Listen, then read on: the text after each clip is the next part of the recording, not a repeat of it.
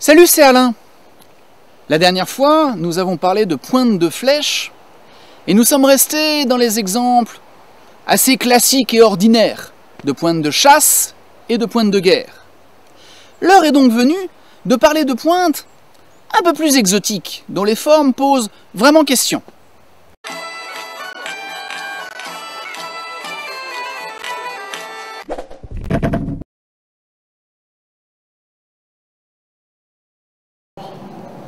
Je rappelle, comme je disais la dernière fois, que si l'existence de ces flèches est attestée par ce qu'on trouve sur les chantiers de fouilles, il est en revanche très difficile de savoir quel en était l'usage.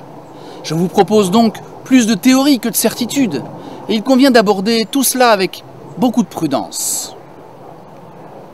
Il y a déjà une flèche, toute simple, non coupante, qui semble plus destinée à assommer qu'à faire couler le sang. Réalisée en bois dur, en bois de cerf ou en métal, parfois même plombée, elle n'est destinée qu'à la chasse, et à la chasse au petit gibier. Pas question d'assommer quelqu'un portant un casque avec ça.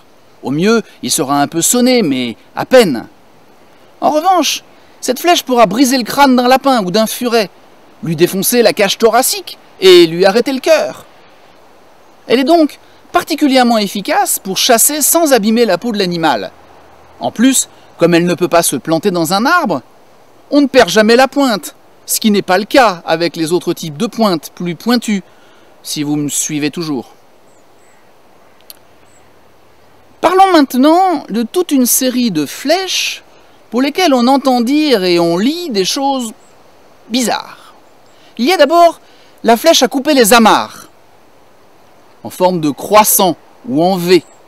Elle servirait à couper les cordages d'un bateau, par exemple. Ça, on l'entend très souvent, mais ce n'est tout simplement pas crédible.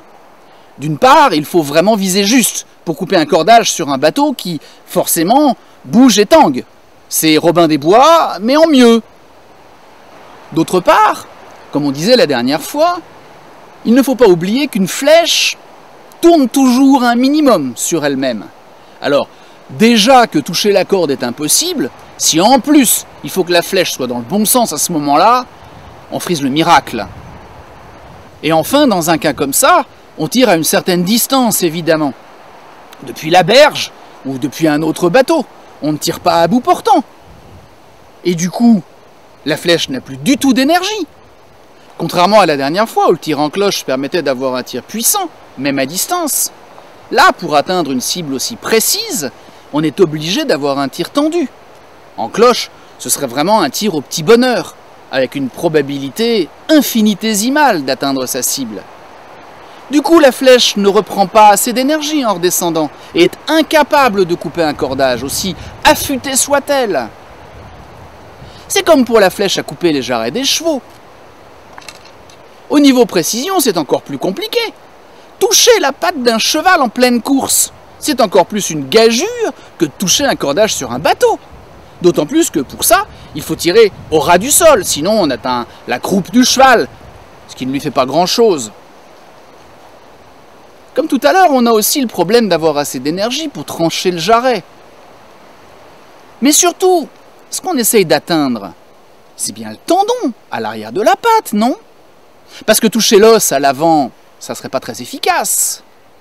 Donc si je comprends bien, on est en train de déployer tout ce savoir-faire, toutes ces techniques délicates et cette technologie spécifique pour toucher un cheval qui nous tourne le dos, qui s'enfuit, quoi.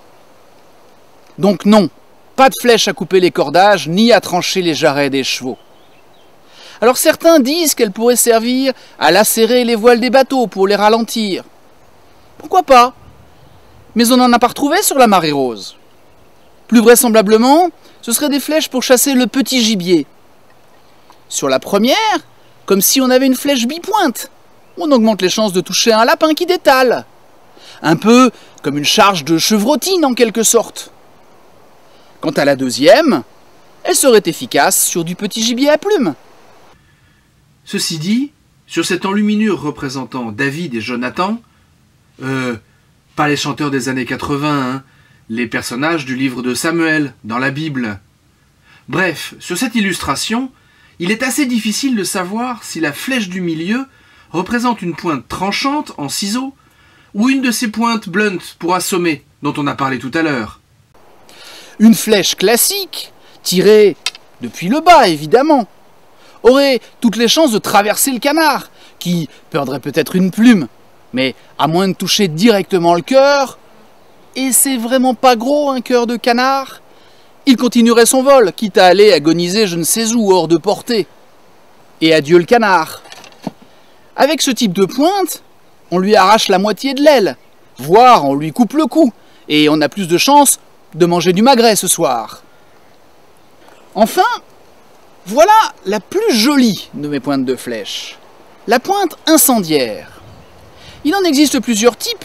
Celle-ci fut retrouvée notamment en Suisse, dans le canton de Lucerne. Le principe, c'est qu'on place dans la petite cage un peu d'étoupe, cette matière très fibreuse, issue du chanvre ou du lin, imbibée de poids, un matériau très combustible, et de limaille de fer. Pourquoi de la limaille ? Eh bien, il faut bien comprendre qu'une flèche quitte l'arc à une vitesse d'au moins 150 km/h. Vous imaginez bien qu'à cette vitesse, la petite flamme de bougie au bout de notre flèche s'éteint immédiatement. La belle image hollywoodienne de la flèche enflammée qui embrase le ciel et illumine les étoiles, on oublie.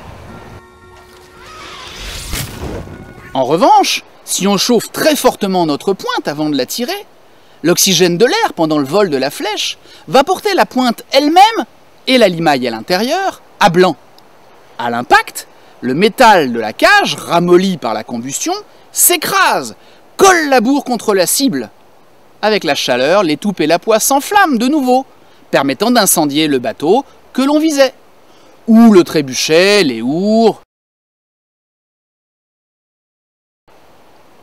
N'oublions pas que ce n'est pas notre petite bougie isolée qui met le feu, mais toute une volée de flèches sur du bois sec, de la paille.